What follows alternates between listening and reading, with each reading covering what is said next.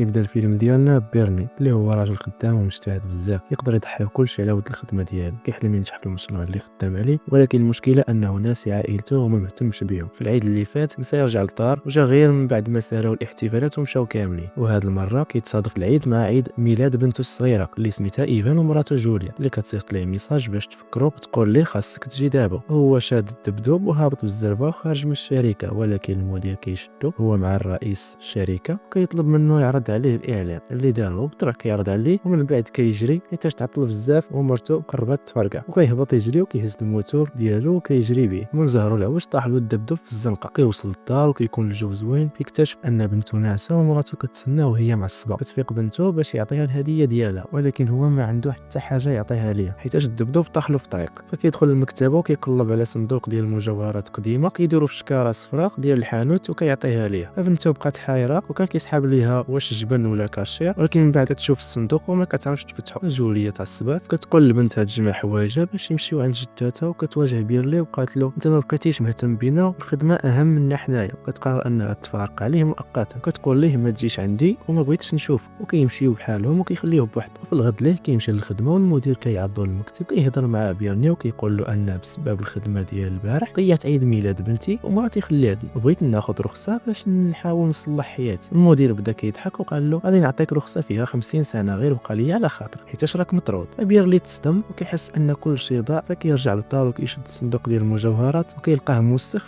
فكيمسحو. المفاجاه ان كتخرج له منه واحد الطاقه كبيره فكيتخلع وكيرميه وكيطلع الدخان. والمفاجاه كتبان البنت كتشكل من داك الدخان وكاين غير شبيك لبيك انا بين يدي. فكيتخلع وكيشد حديده باش يدافع بها على راسو، ولكن هي كتخرج ليه موس فهو كان على حال يديرها في حوايجو. كتبدا تضحك عليه حيتاش خايف، ومن بعد كتحاول تهضر معاه بالونجلي باش يتفاهم. كتقول ليه يتمنى اي حاجه بغاها وهي غادي تطبقها، ولكن بيرني كيبقى دايخ وما فاهم والو. وكيبدا يسولها منين جيتي وهي كترد عليه كتقول ليه بلي هي خرجت من داك الصندوق، ولكن هو ما تيقهاش. فكيبغي يصوني للبوليس ولكن تليفونه طفى، وهي كانت مازال كتحاول تقنعه. وفي الاخير كتقول ليه يجرب يتمنى شي حاجه يشوف واش غادي تحقق ولا لا. فكيطلب ان تليفونه يتشارجا وتجيب له جمل، وفعلا التليفون كيعمل. هو كيقول ليها يمكن غير صدفه، ولكن منين شاف الجمل بقى مصدوم. ومن تما هو كيطلب بزاف ديال الامنيات وهو متحمس، ولكن كيحزن حيتاش كيسحب ليه ان عنده غير 3 ديال الامنيات وهكذا راهم سالا. ولكن هي كتحيد ليه الشك، كتقول ليه نقدر نحقق ليك عدد لا محدود. وهنا كنعرفوا ان عزر لي 5 وكتعاود ليه القصه ديالها وكتقول ليه باللي هي في العصر ديالها سرقات صندوق ديال المجوهرات وهربت، ولكن الساحر اللي كان والصندوق كان شرير وقوي بزاف، ومن شدها حبسها فيه. من داك الوقت وهي محبوسه، وفاش خرجت كلشي تبدل وهي اول مره كتعيش في هذا العصر. كتقول ليه سميتها فلورا. من بعد بيرني كيعاود ليها على المشكل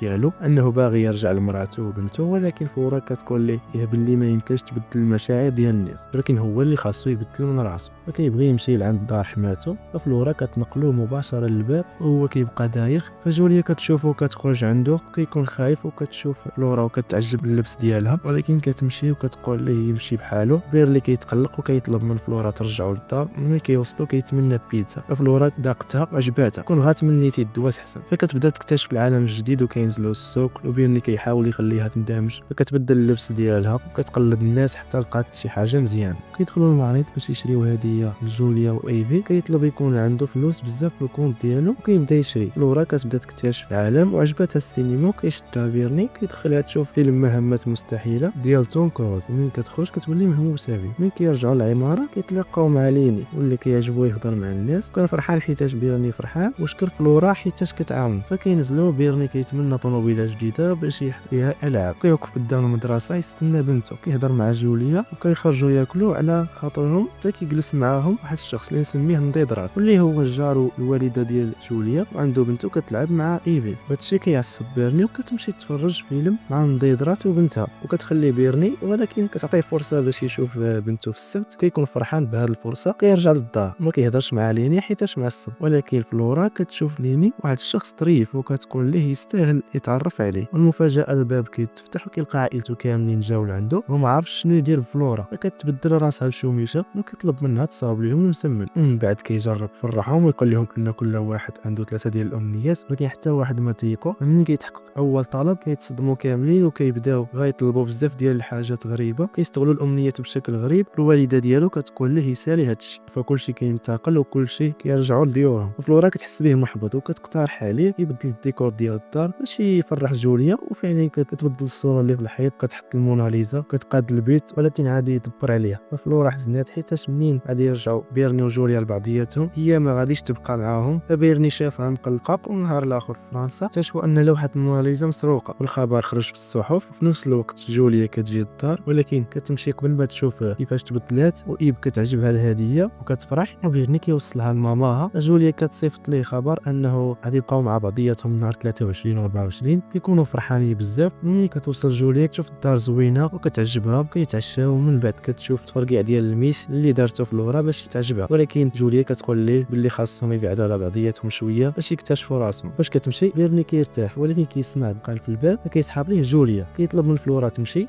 ولكن كيكون غير جارو اللي كيهضر معاه على النار اللي شاعله له في الدار. فجاو رجال الاطفاء وكيشوفوا الموناليزا وسولوه شنو كدير هنا. فكيبغي يتمنى تختفي، ولكن فلورا كانت عايشه الحياه كتفرج فيلم وما سمعاتوش. والبوليس اعتقلوه. المقال كيسولوا على اللي خدام معاه حيتاش صعيب عليه يسرق بوحدو. وقال لهم فلورا. فملي كتوصل فلورا كتشطح قدام الضابط، والضابط كيسولها ولكن هي كتحمقو. كيبغي يصيفطهم لفرنسا باش يتعاقبوا، ولكن بيرني كيهرب وكيطلب منها ترجع لوحه الموناليزا وكتحقق ليه الطلب. وفرنسا كتاكد ان اللوحه رجعات، كيصونيو عليهم باش يطلقوا سراحهم وكيخرجوا. من بعد كيتلاقى بنته وجوليا وكتكون كتشوفو باغا ترجع ليه، ولكن كتسمع كلام ماماها وكتقرر تصبر. وبيرني كيطلع بنته وكتسولو على فلورا وكيقول لها انها جنيه، ولكن ما تيقاتوش. فكتطلب تشوف بساط سحري، وفعلا كتخرجهم يديروا بيه دوره ما كاين غير الطيران. من بعد كيصيفط بنته عند جداتها، فكيشكر فلورا وكيطلب منها امنيه مناسبه الكريسماس، وكيطلب منها تخلي المدير ديالو يتبرع 100 مليون دولار ومتشردين. وملي كيمشي يسول كيتفاجئ بالخبر، كيبقى يضحك عليه حيتاش انتقم منه. كيعطيه هديه فيها تيشورت ديال توم كروز وكتفرح به. كتقرا ليه رساله فيها انه كيتمنى انها تهرب من الصندوق. كتكون فرحانه، كتشكرو، كتخلي ليه 3 ديال الامنيات، وكتقول له ان كون ما احتاجتيني قول غير سميتي. وكتوعدو انها غادي ترجع، وكتقول ليه انها اول مره يكون عندها صديق وانها كتحبو وبرات. فبيرني كيرجع وكيعاود يبدا من جديد. كيختار يمشي يحتفل مع بنته. يقول له المدير يجي باش يوريهم اعلان، فكيقول لهم الاعلان والشركه ديالكم مسحوا بها. كيشري هديه لبنته وورده لمراته. كيقول لهم انه خرج من الخدمه. ومراته فرحات بزاف حيتاش ديك الخدمه خايبه. وكيمشيو يحتفلوا. مشاو للريستورا، ولكن قالت له ما كايناش بلاصه. فاستعمل الامنيه باش يلقى بلاصه. وبنته عجباتها واحد حاجه ما كايناش في الموني. كيضحي باخر امنيه باش يفرحها ويكونوا فرحانين. في الاخير كيكونوا في الدار وكيقرروا ياكلوا البيتزا. وكيتبدل بوب وكيولي هو مول المطعم ديال البيتزا. كيجي واحد وكيطلب بيتزا، وكتخرج ليه فلورا كتقول ليه ديروا ابينو. وما تنساوش تخرجوا في الملخصات اللي في القناه، ديروا لايك واشتراك، وكتبوا لي شنو الفيلم ولا المسلسل اللي بغيتو نلخص لكم في الفيديو الجاي. كان معكم خوكم بفليكس، تلاقاو في الفيديو الجاي.